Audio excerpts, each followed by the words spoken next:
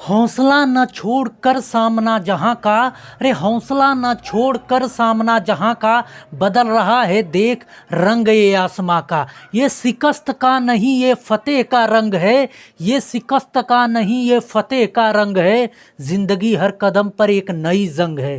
Hello दोस्तों, आप सभी का स्वागत है आपके अपने यूट्यूब चैनल ऑपरेशन विजय में। दोस्तों मैं हूं अखिलेश यादव। जैसा कि अर्थमेटिक में दोस्तों हम लोग हर एक पॉइंट जो है बेसिक से लेकर हाई लेवल के क्वेश्चनों कर रहे हैं। समझ लीजिए एक सीरीज स्टार्ट किए हैं। हर एक चैप्टर जो है एकदम छोटे छोटे बिंदुओं से लेकर हर एक क्वेश्चन को कर रहे हैं कि आपको कोई भी एग्जाम तैयारी करते हो इससे बाहर कभी भी आपका प्रॉब्लम नहीं आएगी। तो उसी के कड़ी में आज जो चैप्टर स्टार्ट होने वाला है दोस्तों, प्रॉफिट एंड लॉस, जिसे कहते हैं लाभ एवं हानि। तो बहुत ज़बरदस्त टॉपिक है। हर एक एग्जाम में पिछले अगर आप 3-4 साल की जो है पिछले के सीजीएल चाहे सीएचएसएल का बात करें तो ज़्यादा क्वेश्चनों में जैसे आपका प्रॉफिट लॉस हुआ, एसआई और एसआई सीआई हुआ, ये सबसे रेशियो प्रोपोर्शन हुआ, इस सबसे ज़्यादा क्वेश्चन आते हैं। तो उसी कड़ी में एक बहुत महत्वपूर्ण चैप्टर आज स्टार्ट होने वाला है दोस्तों, जिसे कहते हैं profit and loss. Profit and loss जिसे क्या कहते हैं, लाभ तथा हानि।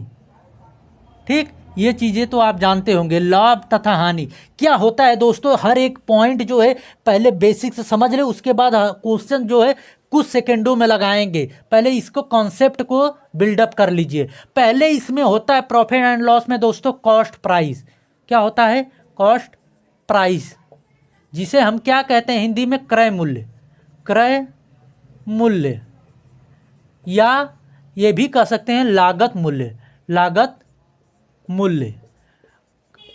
कॉस्ट प्राइस को शॉर्ट में लिखने के लिए दोस्तों सीपी लिखते हैं। ठीक, ये क्या होता है कॉस्ट प्राइस? मान लीजिए हमने ये मार्कर खरीदा, मान लीजिए ये हमने मार्कर खरीदा 25 रुपये में, यही कहलाएगा इसका जो कोई वस्तु जितने में हम खरीद रहे हैं वही उसकी कॉस्ट प्राइस होती है। लेकिन इसमें दो डिफरेंट होता है दोस्तों। कभी कभी वो डिफरेंट जो है क्वेश्चन में आपके दे देता है, तब थोड़ा सा प्रॉब्लम होती है। क्या होता है? एक परचेजिंग प्राइस भी होता है।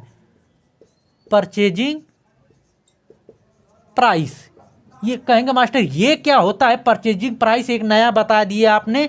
देखिए परचेजिंग प्राइस, मान लीजिए ये मार्कर बिना स्याही के हमने इसको 25 रुपये में खरीदा दोस्तों, तो जो शुद्ध रुपये में जो चीज़ हमने रियल में इसको खरीदा है वही इसकी परचेजिंग प्राइस कहलाएगी, यानी 25 रुपये कहलाएगी। ठीक, और इसमें अगर हमने 10 रुपये की स्याही डलवा दिया, कितने की? 10 रुपये की स्याही डलवा दिया, तो टोटल कितना रुपया आया? कहेंगे मास्टर 35 रुपया तो टोटल लागत आई। तो यहाँ पे ये निकल के आता है जो ये 35 रुपया है यही कहलाएगी आपकी कॉस्ट प्राइस। अब यहाँ पे आप डिफिनीशन समझ लीजिए कॉस्ट प्राइस की होती क्या है। कोई वस्तु बेचने तक जो उसमें लागत लगती है वही कहलाती है कॉस्ट प्राइस। देखिएगा हमने 25 रुपये में खरीदा और 10 रुपये में इसमें स्याही डलवाया, तो टोटल जो है 35 रुपया हुआ, तो यही इसकी कहलाएगी कॉस्ट प्राइस दोस्तों। कभी कभी जो है कॉस्ट प्राइस और परचेजिंग प्राइस बराबर होता है। मान लीजिए हमने 25 रुपया में खरीद कर 25 रुपये में ही बेच दिया, तो वो क्या यहाँ पे कुछ लगा? नहीं लगा। तो यहाँ पे कॉस्ट प्राइस और परचेजिंग प्राइस बराबर होती है। समझ गए? कॉस्ट प्राइस और परचेजिंग प्राइस क्या होता है दोस्तों, दोनों में डिफरेंट। और दूसरा होता है दोस्तों आपके सामने सेलिंग प्राइस। क्या होता है? सेलिंग प्राइस, ये तो चीज़ जानते हैं जिसे कहते हैं विक्रय मूल्य। विक्रय मूल्य क्या होता है? कोई वस्तु हम जितने में खरीद के अगर उससे अधिक में बेच रहे हैं तो वही हमारी सेलिंग प्राइस हुई। मान लीजिए इसको 25 रुपये में खरीद कर 30 रुपये में बेच रहे हैं, तो 30 रुपया हमारा क्या कहलाएगा? सेलिंग प्राइस कहलाएगा, जिसे हम शॉर्ट में लिखते हैं एसपी। ठीक, और तीसरा मार्क आता है दोस्तों यह मार्क प्राइस। मार्क्ड प्राइस, जिसे कहते हैं हिंदी में अंकित मूल्य। अंकित मूल्य, और शॉर्ट में लिखते हैं एमपी। ठीक, और एक होता है लिस्ट प्राइस दोस्तों। लिस्ट प्राइस क्या होता है वो भी हम बताएंगे, पहले ये चीज़ समझ लीजिए। मार्क प्राइस क्या होता है दोस्तों, जैसे मान लीजिए कि हमने ये 25 रुपये में मार्कर लेके आया, कहेंगे मास्टर बार बार यही मार्कर का उदाहरण दे रहे हो, ये सबसे बेस्ट उदाहरण है दोस्तों। देखिएगा, मान लीजिए हमने ये मार्कर जो है 25 रुपये में खरीद के लेके आया, और इस पर कंपनी का स्टिकर चफना था 25 रुपया, उसको उचार कर हम अपना स्टिकर लगा दिए 50 रुपये का। 25 रुपये में खरीद के लेके आए और स्टिकर हम अपना लगा दिए 50 रुपये, यानी 25 से कितना बढ़ाएं, 25 रुपये से कितना बढ़ाएं, 50 रुपये बढ़ाएं, यानी कि 25 रुपये की बढ़ोतरी किए कि नहीं। तो जो हम सीपी से अधिक बढ़ा कर लिखते हैं वही कहलाता है हमारा क्या, मार्क प्राइस, यानी एमपी कहलाता है, जिसे कहते हैं अंकित मूल्य। ठीक।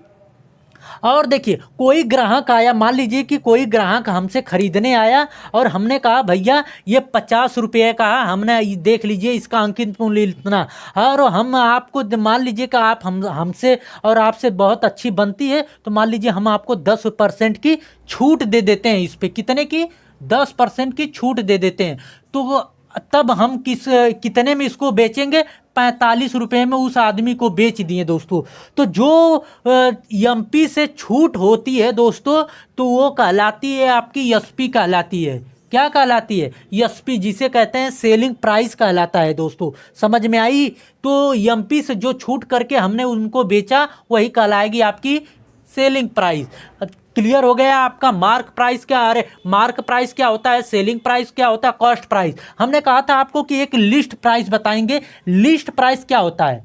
लिस्ट प्राइस ये क्या होता है? देखिएगा, जैसे कोई चीज, कोई वस्तु ऐसी होती है कि कंपनी की तरफ से ही उस पर लिस्ट चपना दिया जाता है कि ना आप इससे कम में बेच सकते हैं, ना इससे आप अधिक में, मतलब कम में बेच सकते हैं लेकिन आप इससे अधिक जो है में नहीं बेच सकते। जैसे मोबाइल का कवर देखते हैं, मोबाइल खरीदते हैं तो उस पर उसके डिब्बे के पीछे चफनाया गया होता है मोबाइल की कंपनी की तरफ से कि ये 12,000 है भैया, अब 12,000 से आप अधिक नहीं बेच सकते, उसमें उससे कम आप बेच सकते हैं। तो वही कहलाता है दोस्तों लिस्ट प्राइस, जो चपकाया गया होता है कंपनी की तरफ से।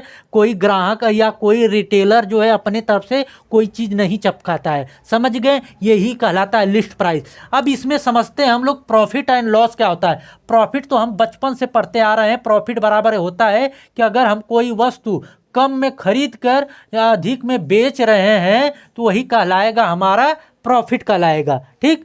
अगर लॉस क्या होता है, लॉस तो हमें दुनिया सिखा देती है कि लॉस ये होता है कि अगर हम कम में अधिक में खरीद के और कम में बेच दिए तो वह कहलाएगा आपका लॉस।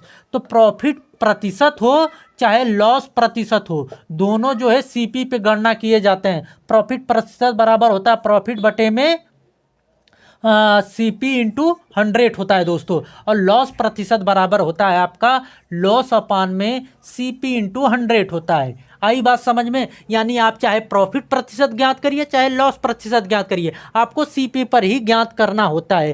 क्लियर हो गई चीज़ें? देखिए, अब यही दिमाग में बैठा के मत रखिएगा कि सीपी पर ही प्रॉफिट या लॉस प्रतिशत ज्ञात करना होता है। क्वेश्चन के अकॉर्डिंग हम लोग चलेंगे तब आपको अच्छे समझ में आएगा। जब कभी कभी सेलिंग प्राइस यानी एसपी पर भी प्रॉफिट या लॉस प्रतिशत आपको ज्ञात करना पड़ जाता है जब क्वेश्चन में दिया रहेगा तब, नहीं तो साधारण के चीज में हमेशा हम सीपी पर ही प्रॉफिट या लॉस प्रतिशत ज्ञात करते हैं। समझ में आई चीजें जितना हमने बताया? अब हम लोग चलते हैं क्वेश्चनों पे, तो हर एक पॉइंट बहुत अच्छे समझ में आएगा। चैनल पे नए तो सब्सक्राइब कर लीजिएगा और बेल आइकन को दबा लीजिए, आने वाले वीडियो का नोटिफिकेशन आपको मिलता रहे। चलते हैं दोस्तों क्वेश्चनों पे हम लोग। देखिए दोस्तों, आपके सामने ये क्वेश्चन है, समझिएगा क्या दिया है। न सूत्र आपको रटना है, कुछ नहीं करना है, सिर्फ आपने समझ लिया कि कॉस्ट प्राइस क्या होता है, सेलिंग प्राइस क्या होता है, एमपी यानी कि अंकित मूल्य क्या होता है। इसके बाद आप आसानी से लगा सकते हैं। देखिए क्या दिया, एक वस्तु को 630 रुपये में बेचने पर एक विक्रेता को 12.5% का लाभ होता है। तो वस्तु का क्रय मूल्य आपसे पूछा है दोस्तों, तो 12.5% का उसे क्या होता है, लाभ होता है। तो इसको क्या लिख सकते हैं, 12.5% को क्या लिख सकते हैं? कहेंगे मास्टर फ्रैक्शन में लिखेंगे तो 1/8 लिख सकते हैं। ये चीज़ें जानिएगा, हमेशा सूत्र बैठ के दिमाग में मत रखिएगा, सूत्र से काफ़ी ज़्यादा प्रॉब्लम हो जाती है। 12.5% को जब बनाएंगे तो देखिएगा 12.5% को 1/8 लिख सकते हैं। कुछ लोग नहीं समझ पाए होंगे। देखिए 12.5% को 125 बटे में 1000 लिख सकते हैं। अरे इतने को ये 12.5 को ये 1/100 लिखेंगे, फिर एक जीरो बटा के ये डेसिमल हटाएंगे, जब काटेंगे तो 1/8 आएगा। अब नीचे वाला हमेशा दोस्तों सीपी होता है। और 1 रुपये के देखिए कोई वस्तु 8 में खरीद कर और जो है 1 रुपये का लाभ होता है तो एसपी कितना होगा देखिएगा। सीपी आपने कितने में खरीदा, 8 रुपया में कोई चीज़ खरीदा, नीचे वाली हमेशा सीपी होता है। और प्रॉफिट आपके कितने का हो रहा है, ऊपर वाला प्रॉफिट प्रतिशत में ऊपर वाला प्रॉफिट होता है और लॉस प्रतिशत में ऊपर वाला लॉस होता है। प्रॉफिट कितने का हुआ, 1 का, तो एसपी कितने का होगा, एसपी होगा 9 होगा कि नहीं। क्यों, क्योंकि प्रॉफिट प्रतिशत में जो है सीपी को लाभ में जोड़ते हैं तो ये एसपी निकल के आता है, यानी 9 का लाभ होगा। अब यहाँ पे ये एसपी जो है ये अनुपात में जो है 9 निकल के आया है और रियल में एसपी कितना है, क्या 663 के, अरे 630 के, तो 1 बराबर कितने के, 9 सत्ते 63 70 आएगा। तो 8 बराबर कितने का, 8 का मल्टीप्लाई इसमें कर दीजिए, 8 सत्ते 56 यानी कि 560।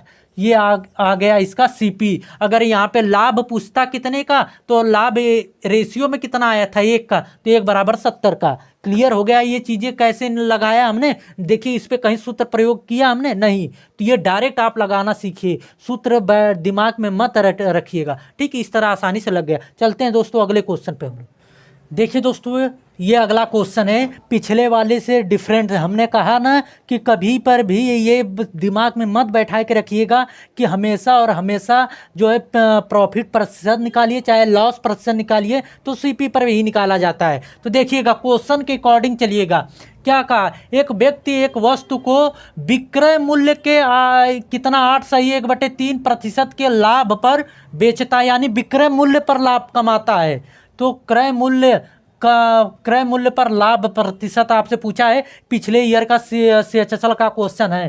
क्या दिया, पहले तो 8 सही 1/3% को फ्रैक्शन में बदल लीजिए डायरेक्ट, ये आपके लिए आसानी हो जाएगा। इसको बदलेंगे तो 1/12 आएगा दोस्तों।